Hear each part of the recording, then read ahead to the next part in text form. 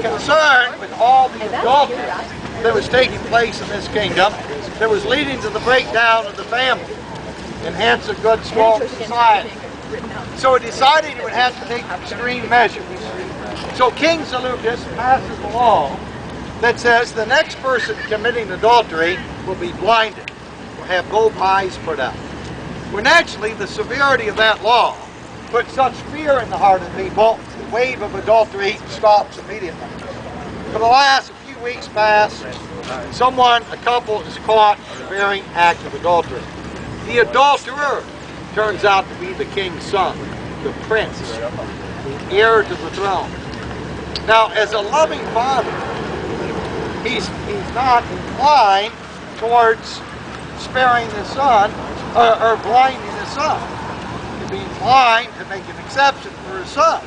But on the other hand, what's going to happen in his kingdom if he doesn't enforce the law?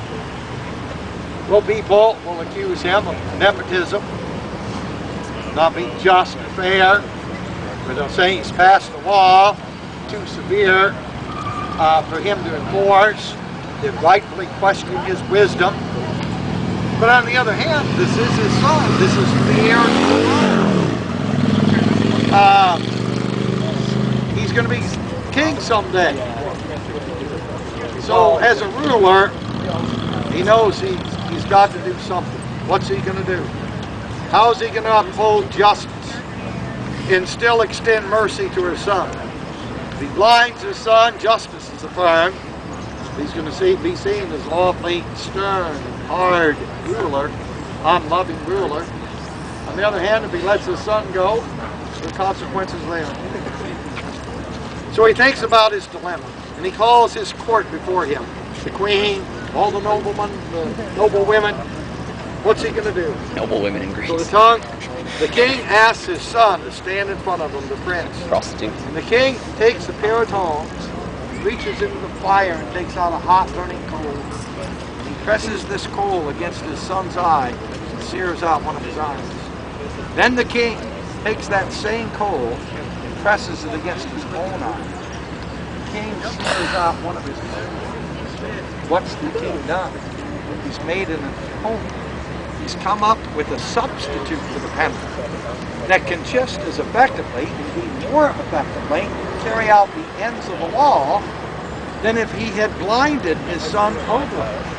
Because now whenever people see their blind or one-eyed king, they're going to say, hey, you can't break the law under King Seleucus.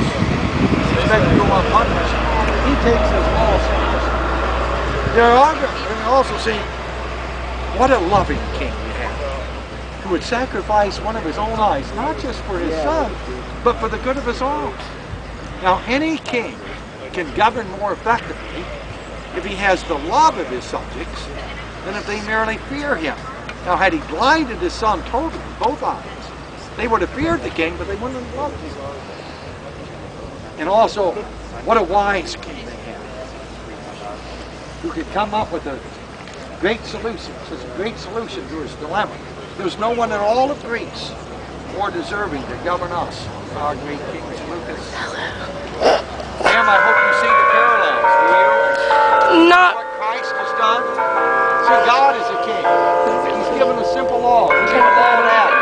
You can eat of all the trees of the garden, except this one tree. The day you eat thereof, you shall surely die. The New Testament affirms